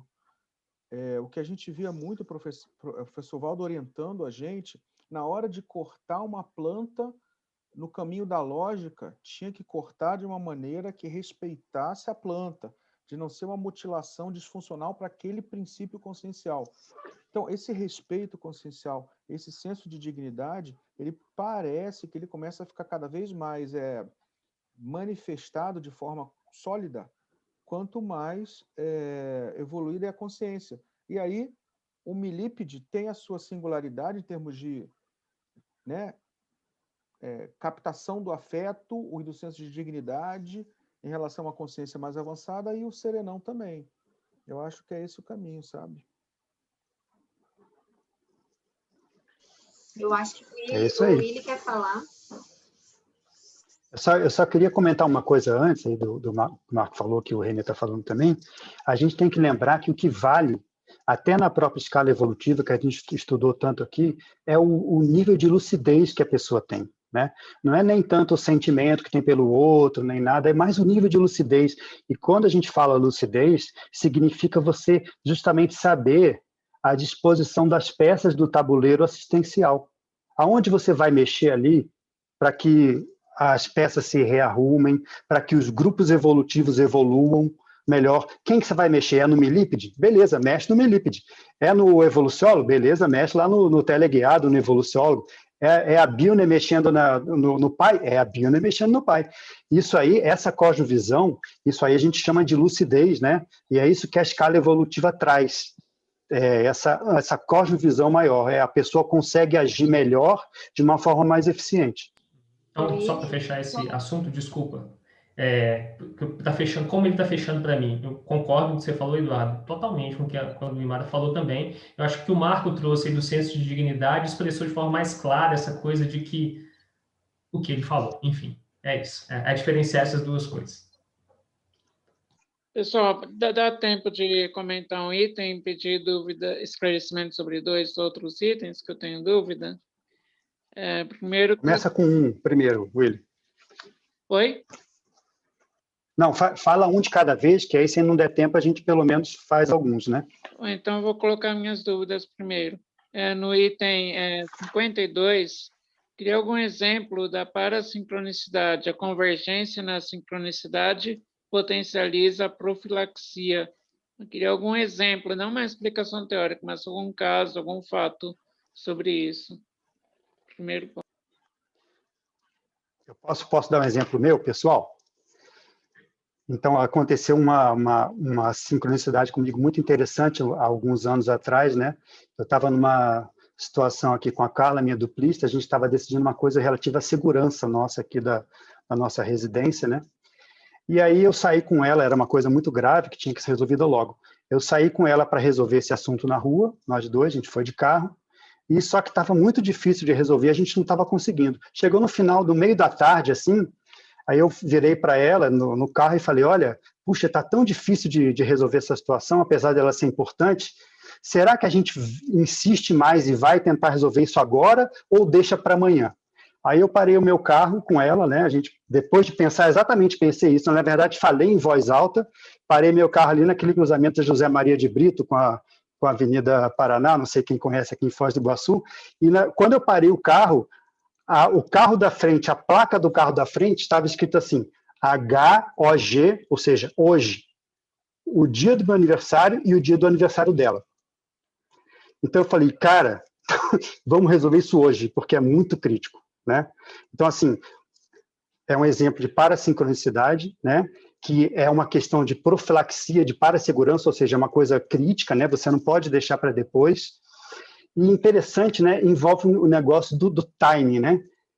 Eu fiz a pergunta em voz alta e naquele exato momento parou a placa. Se tivesse sido depois ou antes, teria perdido um pouco da força, né? Mas foi exatamente naquele timing correto para poder potencializar a informação dos amparadores. Então, eu vejo uma coisa que a gente tem que ver, pessoal, né? As sincronicidades acontecem. Agora, a gente tem que ser um pouco dócil a elas, né? A gente tem que ser um pouco dócil. O que eu quero dizer isso? Isso aí não vai contra o princípio da descrença de forma nenhuma. É você saber que na hora que os amparadores estão fazendo aquele esforço de comunicação, a gente tem que fazer a nossa parte, né? Tem que também dar vamos dizer assim, fazer um movimento de confiança em relação às mensagens que estão sendo dadas. Outro item que eu tenho dúvida é o 67. A sincronicidade é o ponto de encontro entre determinado patamar de análise e outro, dentro do momento evolutivo de quem a vivencia. Eu acho... Alguém gostaria de comentar, pessoal? Eu acho que a última linha da Pensata 20, ela serve para as duas questões, a anterior e essa, que é o seguinte, a vida faz as costuras de ocorrências sincrônicas e você deve interpretá-las. Então, acho que nesse sentido, a gente tem a própria interpretação diante do que vai se colocando. Você trouxe o número, a segunda, qual o número que você falou? O do Willy? Ele falou 60, né? É essa? 67. 67. 67. Isso, por quê? Porque tem essa convergência, o ponto de encontro, mas como o Eduardo trouxe antes, assim, a quantidade de fatores e elementos para a gente fazer essa leitura, ela é muito singular, e ela vai ter um sentido e um significado que é da própria Consim fazer essa interpretação aí. Então, isso que eu entendi. Porque, pelo que a gente está entendendo, assim, vamos ver se eu estou compreendendo, as sincronicidades, elas não são necessariamente geradas, elas podem ser geradas pela, né, a Consim, tanto que ela ser causa e efeito. Eu acho que tem uma, logo no início, a gente tem uma sobre isso, é a 10. Nos fenômenos da sincronicidade, podem ocorrer a causa e o efeito simultaneamente. E a 11, as energias conscienciais da Consim tanto geram quanto atraem sincronicidades e parasincronicidades. Por outro lado, então, essa é uma condição. Por outro lado, pelo que eu entendi, né, independente das energias conscienciais, nós teríamos aí o funcionamento cósmico das energias imanentes. E essas realidades, elas estariam acontecendo de um modo sincrônico, levando a gente que tem mais ou menos lucidez a ter essas percepções.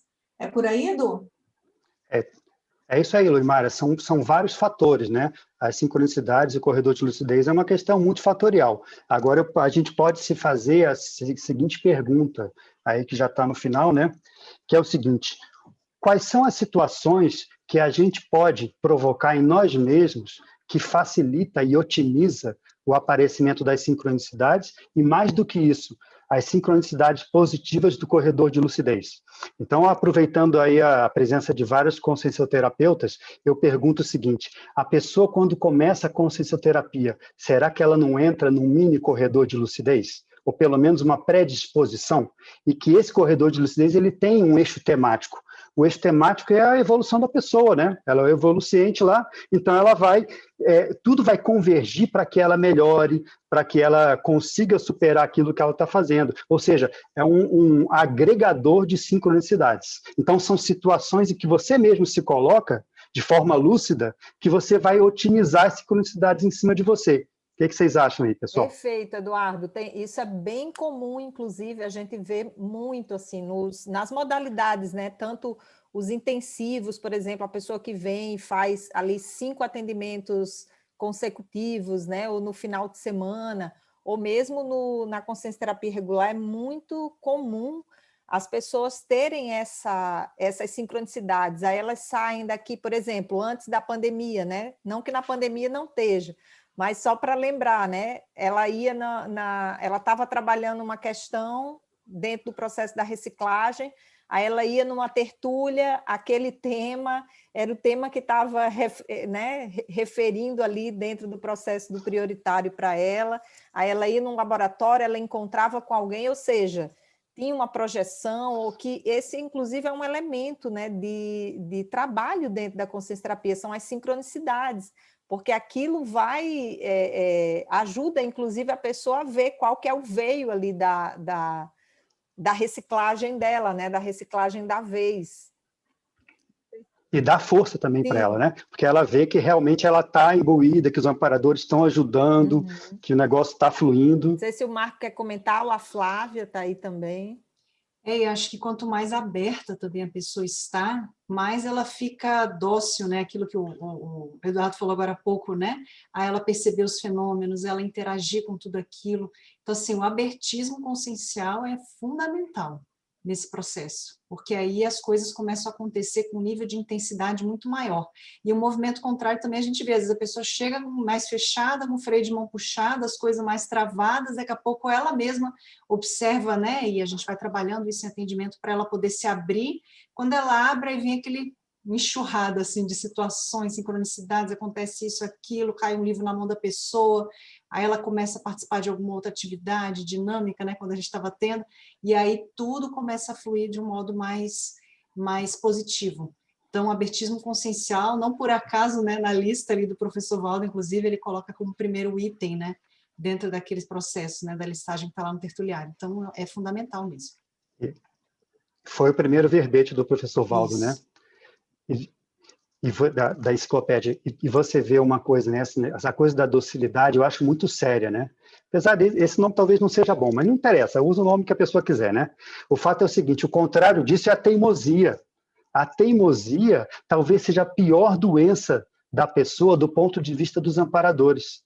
Porque justamente eles querem ajudar, eles investem e a pessoa continua segurando lá, né, no barco, afundando junto com o barco. Aí não dá, E teimosia lê-se a priorismose, que muitas vezes a gente não percebe as próprias, né? Então, por isso que é interessante passar por consciencioterapia, conscienciometria, conscienciocobaia, porque são coisas que as outras pessoas vão dando feedback, e você, claro, você vai analisar, mas é interessante observar, porque muitas vezes a gente não percebe as próprias apriorismoses, né? E isso trava o movimento de enfrentamento. Complementando, assim, sem querer me estender muito, a minha visão é que essas especialidades de apoio, assim, consciencioterapia, conscienciometria, elas são maneiras que o professor Valdo pensou para a pessoa ser uma mini peça interassistencial mais lúcida. A gente diminuindo o nosso ego e tudo mais, a gente fica mais afeito a essas sincronicidades, porque aí a gente fica mais dócil ao fluxo do cosmos, com menos tendenciosidade, menos querência, sabe? Etc.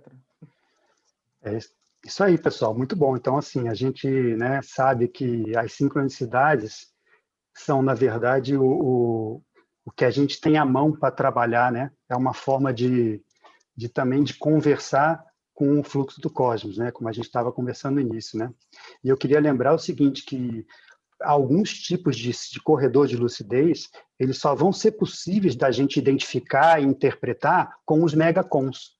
Então, daí a importância da gente manter o nível de lucidez o mais alto que a gente puder, para poder chegar num ponto de identificar e interpretar alguns mini corredores de lucidez que às vezes já acontecem com todo mundo aqui. A gente está falando de um monte de fluxo de trabalho assistencial ou de autorreciclagem. Às vezes essas sincronicidades já acontecem e passaram batidas um monte de vezes para a gente não percebeu. Então, daí a importância de recuperar a lucidez e principalmente de recuperar os megacons, para esses megacons vão permitir a gente identificar os grandes corredores de lucidez da gente. Ok, pessoal? Então, a gente chegou no nosso horário. Eu agradeço a todos aí as contribuições, né? Eu acho que a gente está estudando bastante. Eu, pelo menos, estou ficando cada vez mais, vamos dizer assim, eu estou entendendo melhor esses conceitos mais avançados da conscienciologia e eu agradeço a todos o nosso debate e até a semana que vem. Tchau, tchau. Tchauzinho, pessoal.